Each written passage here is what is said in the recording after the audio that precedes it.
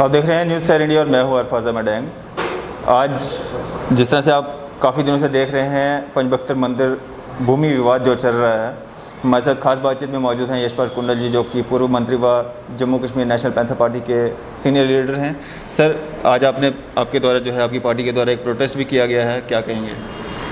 देखिए, जो मंदिर की जगह है और उस पर जो जम्मू जो डेवलपमेंट अथॉरिटी है उसकी तरफ से जो टेंडर भी हुआ था और लगभग इसके लिए 35 करोड़ रुपए की जो राशि थी वो रिलीज़ हुई थी, जो सरासर गलत है। वो मंदिर की लैंड है और अब बीजेपी की पॉलिसी कहीं मंदिर बनाकर बोर्ड ले रहे हैं, कभी मंदिर की जगह बेचकर नोट ले रहे हैं। इनकी बोर्ड और नोट की पॉलिटिक्स सब लोगों के सामने आ चुकी है और पैंथर पार्टी इसको कंडेम्ड करती है। हम ये कहेंगे कि इसकी पूरी इंक्वायरी होनी चाहिए और जो लोग इसके लिए दोषी हैं, जो इसकी बेचने की कार्रवाई कर रहे हैं, जो मंदिर की जगह को बेचा जा रहा है और एक कमर्शियल तरीके से इसको इस्तेमाल किया जा रहा है, जो जम्मू के लोग इसको कभी भी परमिट नहीं करेंगे और लो नहीं करेंगे।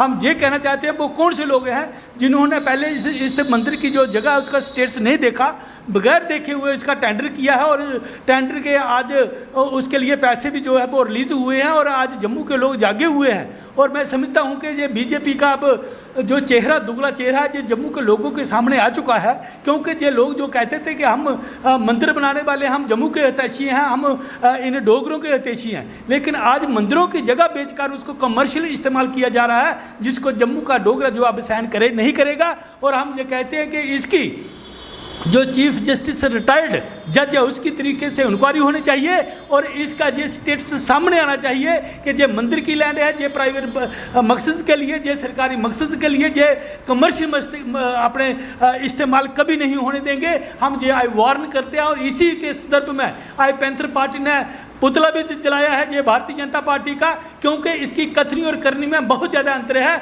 जो ये करते हैं वो ये जो कहते हैं वो करते नहीं हैं। आपने देखा होगा कि इलेक्शन के पहले इन्होंने 10 करोड़ नौकरियां देने का झांसा किया था।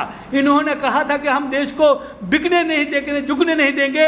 आज ये जो है वो बिक रहा है, आज देश बिकने की कगार पर चला गया है और पहला टाइम है जो जीडीपी हिंदुस्तान की माइनस 3.8% चली गई है। और मैं समझता हूँ कि आज वर्ल्ड बैंक से पैसा ले रहे हैं, आज विदेशों से पैसा ले रहे हैं। ये देश को बेचने वाली बात है और जहाँ जो इन्होंने काम किया है वो सोचे समझे पैसा इन्होंने लगाया है, जो इसको आने वाले दिनों में हिंदुस्तान की जनता भी माफ़ नहीं करेगी और खासकर जम्मू कश्मीर का डोगरा इनको माफ़ नहीं करेगा। ये हम चेताना चाहते हैं।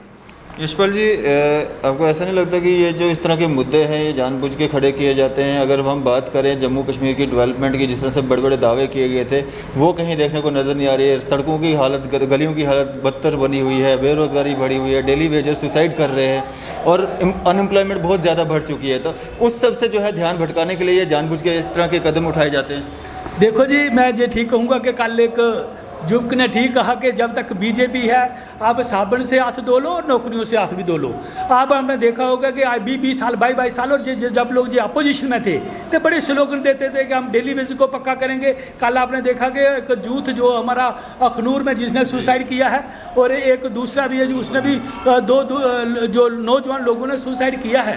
आज कौन लोग हैं, आज किस लोगों ने पॉलिसी बनानी है, आज किन लोगों ने रेगुलाइज करना है? आपने देखा कि रबरे खेल के लोग हैं वो भी धरने पर बैठे हैं, जो हमारे एमजी नरेगा के एम्प्लॉई हैं कच्चे लोग वो भी आज धरने पे बैठे हैं। आज पीएचई का, पीडीडी का, फॉरेस्ट डिपार्टमेंट का, रबरे जरात का, रबरे सेद का, जितने भी जैसे हमारे एनआरएचएम के लोग हैं वो भी डेली पे लगे हैं। तो सरकार के पास कोई इनके लिए पॉलिसी नहीं है। अब सरकार जो है इनके लोगों का जो ध्यान है वो भड़काना चाहती है और खासकर मैं ये कहना चाहता हूँ कि जम्मू में भारतीय जनता पार्टी के पास कोई भी लीडर नहीं है।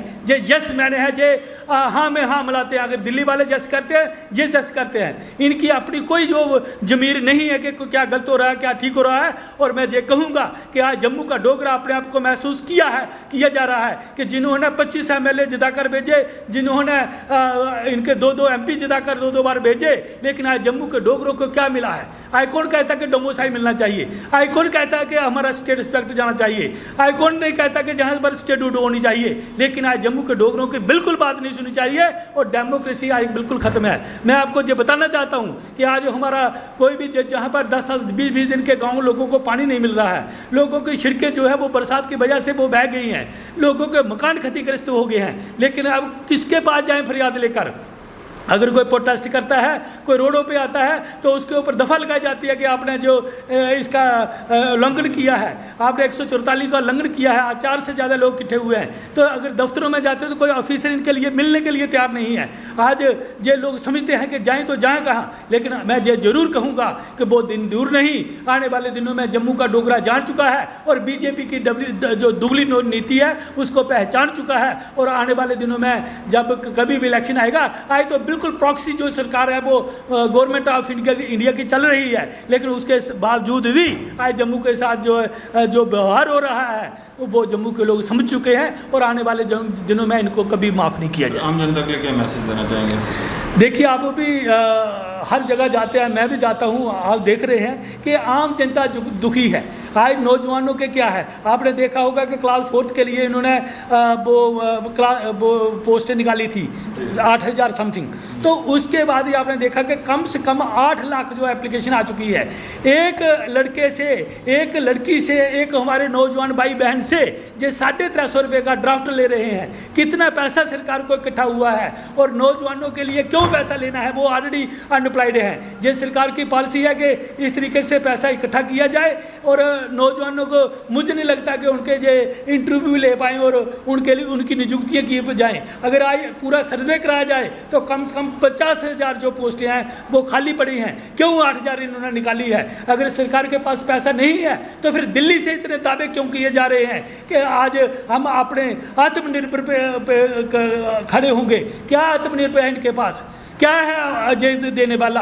और आज ये प्राइवेटाइजेशन कर रहे हैं। मैं ये पूछना चाहता हूँ कि प्रधानमंत्री साहब, आपने बनाया क्या है? रेल आप बेच रहे हैं, हवाई जहाज आप बेच रहे हैं, बिजली आप बेच रहे हैं, सभी जो ढांचा जो बना हुआ है जो वो सभी आप बेचने की कोशिश कर रहे हैं। मैं कहता हूँ बेचने से ज़्यादा वो पुत्र अच्छा होता है जो घर का और बनाए। बेचना कोई बड़ी बात नहीं है।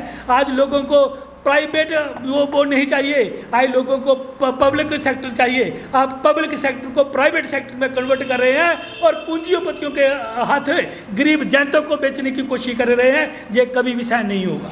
शुक्रिया सर, मेरे साथ बातचीत करने के लिए। ये थे हमारे साथ यशपाल कुंडल जी, जो कि पूर्व मंत्री व Jammu Kashmir national panther party के सीनियर लीडर हैं, जिन्होंने अपने व्यूज़ हमारे साथ साझा किए। मैं और फाज़िल मडंग, न्यूज़ 7 इंडिया के लिए शाहनवाज अहमद के साथ।